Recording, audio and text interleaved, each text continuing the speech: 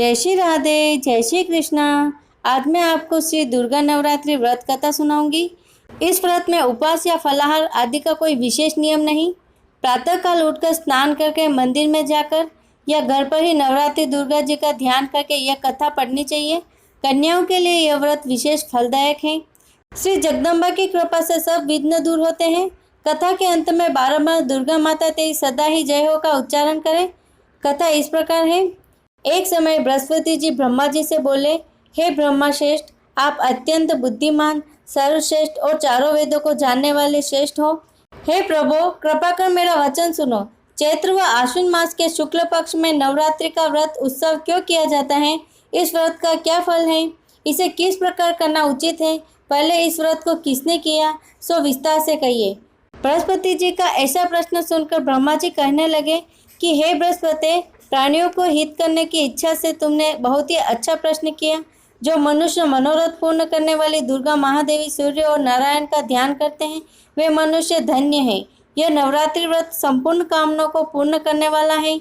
इसके करने से पुत्र चाहने वाले को पुत्र, धन चाहने वाले को धन, विद्या चाहने वाले को विद्या और सुख चाहने वाले को सुख मिलता है। इस व्रत को करने से रोगी मनुष्य का रोग दूर हो जाता है और कारागार हुआ मनुष्य बंधन से छूट जाता है। मनुष्य की तमाम आपत्तियां दूर हो जाती हैं और उसके घर में संपूर्ण संपत्तियां आकर उपस्थित हो जाती हैं। बंध्या और काक बंध्या को इस व्रत के करने से पुत्र उत्पन्न होता है। समस्त पापों को दूर करने वाले इस व्रत के करने से ऐसा कौन सा मनोबल है जो सिद्ध नहीं हो सकता? जो मनुष्य अलग में मनुष्य देह को पाकर भी नवरात्रि व्रत नहीं करता, वह माता पिता से हीन हो जाता है, अर्थात उसके माता पिता मर जाते हैं और उनके दुखों को भोगता है। उसके शरीर में कुष्ठ हो जाता है और अंग से हीन हो जाता है। उसके संतान उत्पत्ति नहीं होती। इस प्रकार वह मूर्ख अनेक दुख भोगता है। इस व्रत को न करने वाला निर्दयी मनुष्य धन और धान्य से रहित हो भूख और प्यास के मारे पृथ्वी पर घूमता है और गूंगा हो जाता है। जो विधवा स्त्री भूल से इस व्रत को नहीं करती, वह पतिहीन होकर नाना प्रकार के दुख भोगती है। यदि व्रत करने वाला मनुष्य सारे दिन उपास न कर सके तो एक समय भोजन करे और उस दिन बंधुओं सहित नवरात्रि व्रत की कथा करे। हे बृहस्पति, जिसने पहले इस व्रत को किया, मैं उसका पवित्र इतिहास तुम्हें सुनाता हूँ, तुम सावधान होकर सुनो। इस प्रकार ब्रह्मा जी का वचन सुनकर बृहस्पति जी बोले, हे ब्रह्मा, मनुष्य को कल्याण करने वाले इस व्रत के इतिहास को मेरे लिए कहो। मैं सावधान होकर सुन रहा हूँ। आपके शरण में आए हुए मुझ पर कृपा करो। ब्रह्मा जी बोले, पीठत नाम के मनोहर नगर में एक अनाथ नाम का ब्राह्मण रहता था। वह भगवती दुर्गा का भक्त था। उसके संपूर्ण सद्गुणों से युक्त तो मानो ब्रह्मा की सबसे पहली रचना हो। ऐसी यथार्थ नाम वाली सुमिति नाम की एक अत्यंत सुंदर पुत्री उत्पन्न हुई। वह कन्या सुमिति अपने घर के बालकपन में अपनी सहेलियों के साथ क्रीड़ा करती हुई इस प्रकार बढ़ने लगी जैसे शुक्ल पक्ष में चंद्रमा की कला बढ़ती है। उसका पिता प्रतिदिन दुर्गा की पूजा और होम करता था।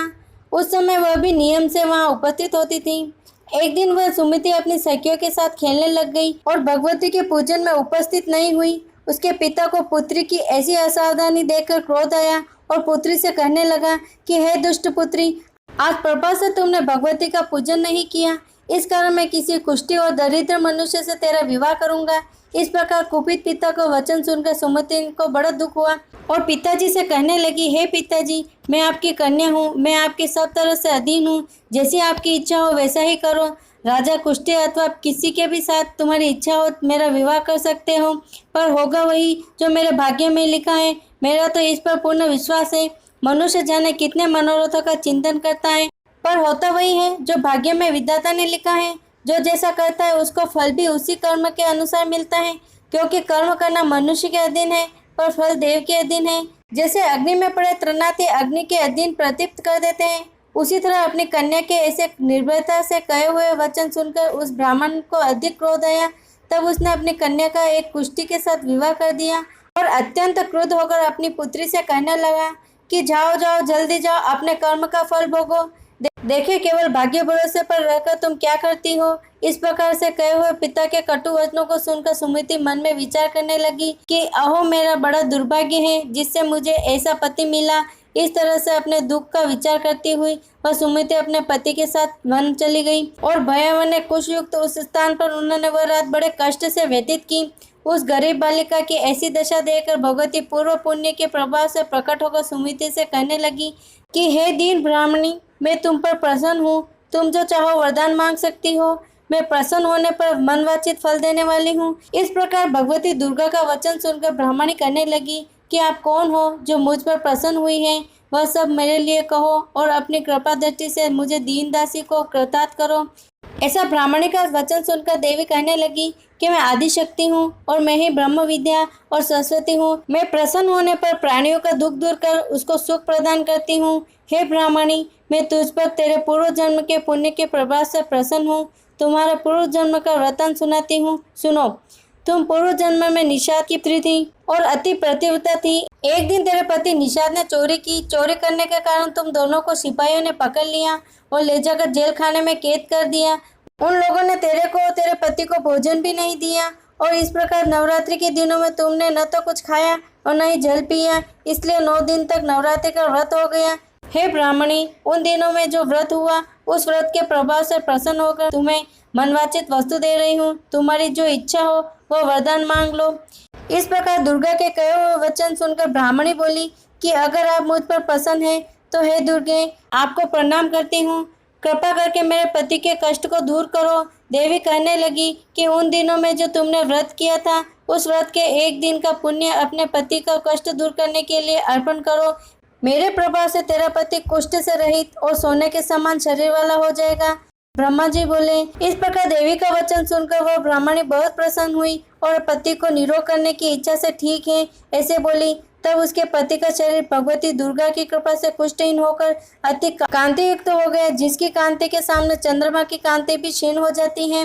वह ब्राह्मणी पति की मनोहर देह को देखकर देवी को अति पराक्रम वाली समझकर स्तुति करने लगी कि हे दुर्गे, आप दुर्गत को दूर करने वाली, तीनों जगत की संताप भरने वाली, समस्त दुखों को दूर करने वाली, रोगी के मनुष्य को निरोग करने वाली, प्रसन्न होने पर मनवांछित वस्तु देने वाली और दुष्ट मनुष्य को नाश करने वाली हो। तुम ही सारे जगत की माता और पिता हो। हे अम्बे, मुझ अपराध रहित अबला की मेरे पिता ने कुष्ठी के साथ विवाह कर मुझे घर से निकाल दिया। उसकी निकली हुई पृथ्वी पर घूमने लगी। आपने ही मेरा इस आपत्ति रूपी समुद्र से उद्धार किया है। हे देवी, आपको प्रणाम करती हूँ, मुझ दीन की रक्षा कीजिए।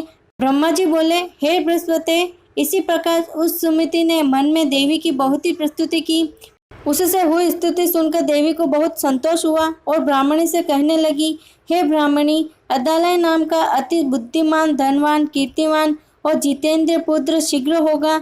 ऐसे कहकर वह देवी उस ब्राह्मणी से फिर कहने लगी, हे ब्राह्मणी, और जो कुछ तेरी इच्छा हो वही मनवांछित वस्तु मांग सकती है। ऐसा भगवती दुर्गे का वचन सुनकर सुमति बोली कि हे माँ भगवती दुर्गे, अगर आप मेरे ऊपर प्रसन्न हैं तो कृपा कर मुझे नवरात्रि व्रत विधि बतलाइए।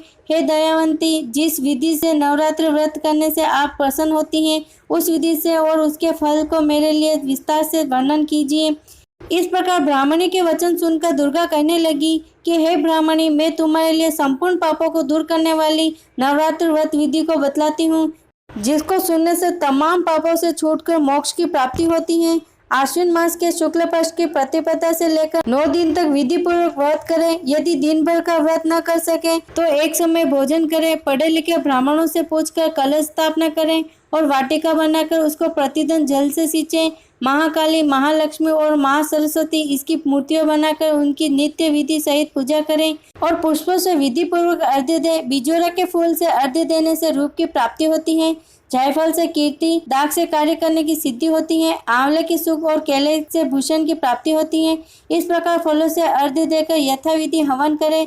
खांड, घी, गेहूं, शहद, जौ, तिल, बिल्व, नारियल, दाक और कदम इनसे हवन करें। गेहूं होम करने से लक्ष्मी की प्राप्ति होती है। खीर व चंपा के पुष्पों से धन और पत्तों से तेज और पुष्प की प्राप्ति होती है। आंवले से कीर्ति और केले से पुत्र होता है। कमल से राज सम्मान और दाखों से सुख संपत्ति की प्राप्ति होती है। खांड, घी, नारियल, जौ और तिल इनसे तथा फलों से होम करने से मनवांछित वस्तु की प्राप्ति होती है। व्रत करने वाला मनुष्य इस विधान से होम कर आचार्य को अत्यंत नम्रता से प्रणाम करे और व्रत की सिद्धि के लिए उसे दक्षिणा दे। इस महाव्रत को पहले बताई हुई विधि के अनुसार जो कोई करता है उनके सब मनोरथ सिद्ध हो जाते हैं। इसमें तनिक भी संशय नहीं है। इन 9 दिनों में जो कुछ भी दान दिया जाता है उसका करोड़ों गुना मिलता है। इस नवरात्रि में व्रत करने से ही अश्वमेध के यज्ञ का फल मिलता है। हे ब्राह्मणी, इस संपूर्ण कामनाओं को पूर्ण करने वाले उत्तम व्रत को तीर्थ मंदिर अथवा घर में ही विधि अनुसार करें। ब्रह्मा जी बोले, हे बृहस्पति, इस प्रकार ब्राह्मणी को व्रत की विधि और फल बताकर देवी अंतर्ध्यान हो गई। जो मनुष्य या स्त्री इस व्रत को भक्तिपूर्ण करता है वह इस लोक के सुख पाकर अंत में दुर्लभ मोक्ष की प्राप्त होता है। हे बृहस्पति, यह दुर्लभ व्रत का महात्मा मैंने तुम्हारे लिए बतलाया है। बृहस्पति जी कहने लगे कि हे ब्रह्मा जी, आपने मुझ पर अति कृपा की जो अमृत के समान इस नवरात्रि व्रत का महात्मा सुनाया। हे प्रभु, आपके बिना और कौन इस महात्मा को सुना सकता है। बृहस्पति जी के वचन सुनकर ब्रह्मा जी बोले, हे बृहस्पति, तुमने सब प्राणियों को हित करने वाले इस अलौकिक व्रत को पूछा है, इसलिए तुम धन्य हो। यह भगवती शक्ति संपूर्ण लोकों का पालन करने वाली है। इस महादेवी के प्रभाव को कौन जान सकता है। जय श्री कृष्ण।